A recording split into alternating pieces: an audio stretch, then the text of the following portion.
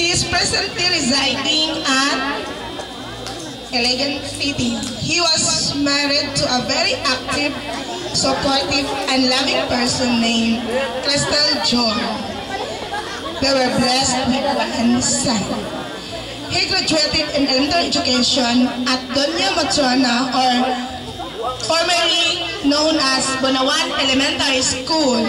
This school, which is already known as Doña Matrona Actobianis Elementary School. He graduated in secondary education at Bunawan High School, Bunawan, Iligan City.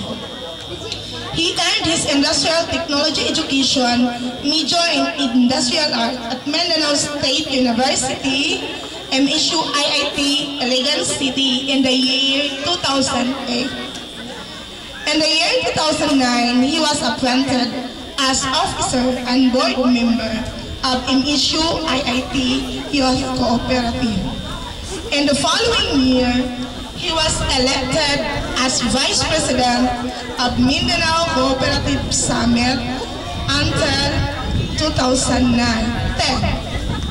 Fortunately, because of his hard work, commitment, and dedication in the field, he is currently working as an account officer at MSU IIT Cooperative. At the peak of his success in life, our speaker always keeps his feet on the ground and a model to the community. Ladies and gentlemen, our guest speaker for these 47 closing exercises, please help me welcome Mr. Isaac Sestoso Daligdig.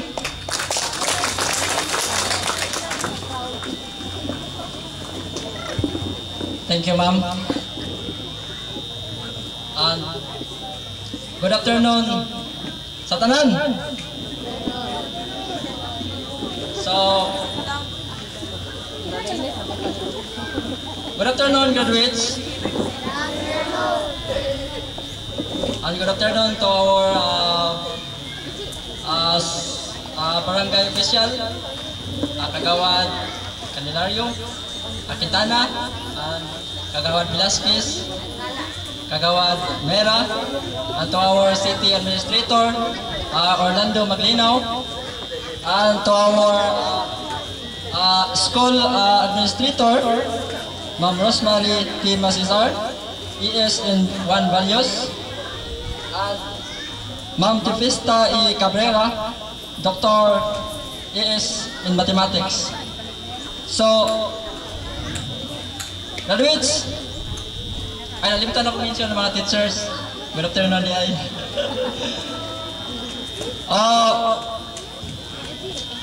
I know graduates nga this time enjoy kayo mo na na-success ninyo ang inyong grade school education. Today is the day that you have achieved your glory of your grade school education, where you were molded to become a morally, spiritually upright individual. Graduation is one of the special events that the students or the graduates look forward to continue their ambitions and goals in life. So graduates, I know all of you adun nagay ambition sa inyong kinabuhi for the future. To become attorney, to become teachers, to become professional. So, ako pong i-greet dahil ang parents. Congratulations to our parents nga bisan pa sa ilang pagpaningkamot, ang ilang mga anak nakahuman, nakalampos sa this level of education. So, bisan pa sa kahago, sa pagantos, sa kalisod, ang ilang tuyo, ipa-eskwela gid ang ilang anak. Siguro, basin unya o wala na inabilin sa atong parents. Yatag lang ang tanan sa anak, para lang yun ang anak maka-eskwela. So, tinuod na no? So, I know nga ang atong parents po nalipay sila karon nga time sa inyong kalampusan. So ikaduha is ato pong tagaag great ang atong teachers kay sila po ang usa ka naghatag kaninyo og mga kahibalo, mga knowledge kung unsa gid ni atong technique sa pag-eskwela. Saan gyud pasikot-sikot sa pag-eskwela. Ang ato pong teachers mo sila ang modelo kaninyo nga naghatag sila og kahibalo, naghatag sila og learning.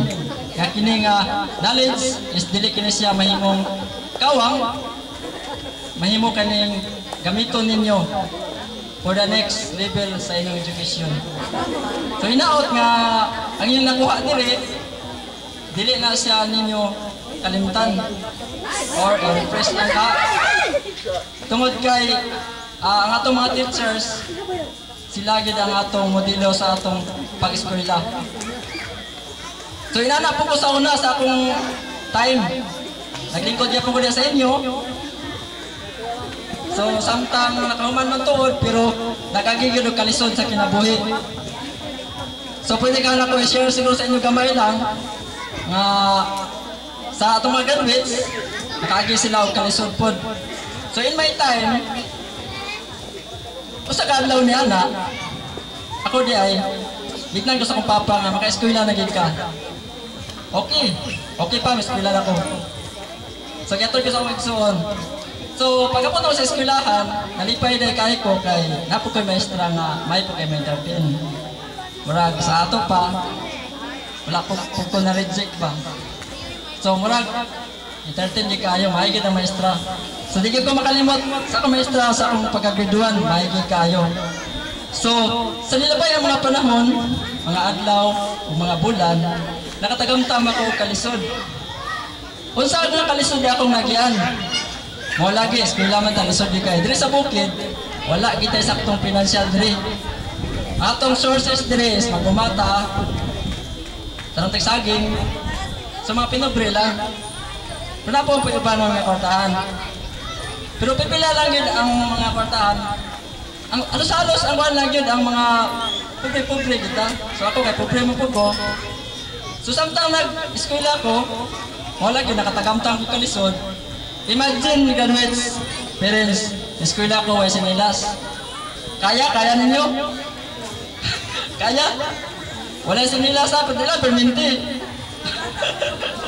Oh, thank you. Amo sa ko na pa akong classmate nga naka-remember nga eskwela gyud ko sa nilas. Di malawag kayo. Pero wala na ako nagikuan. Basta klaro, bali wala na ako bisan tawa ko sa nilas ato kay eskwela gud ta. Nagot tay goal sa atong kinabuhi. Bisan to gamay ko ba ato. Basta gyud malawag kayo. So sunod is tungod kay wala sa nilas ato. Ang financial naman po sa mga balon ani, wala man gyapon di ay. Kwarta, tay balon. So kami kay sa mga unahan, naman may mga kanang crops, mga salagon, abi kamote, mga saging, balang mga inana. So na time nga nag-eskwela ko, nagbalon na ako kamote. So kaya nga akong classmate, nagbalon na po humayagod. Nakikaling sa panlagi, tigabukid, isod king humay. Mais, masalagon. So nalipay ko kay nagbalon akong classmate ko humay, and then akong balon kamote. So iyang humay akong ikaon, siya pinikaon sa akong kamote. So nagbaylo mi. Kaya wala mo may kamote sa ila, so kailangan mo sila makaon. Oh, so di kaya po ko makalimot nila na isnahan. Oh, inana akong kaagi sa nag-eskwela pa ko, so lisod yun ay kayo. Lisod yun kayo nga mag-eskwela ta. Nana. Samtang naglabay na pong mga panahon,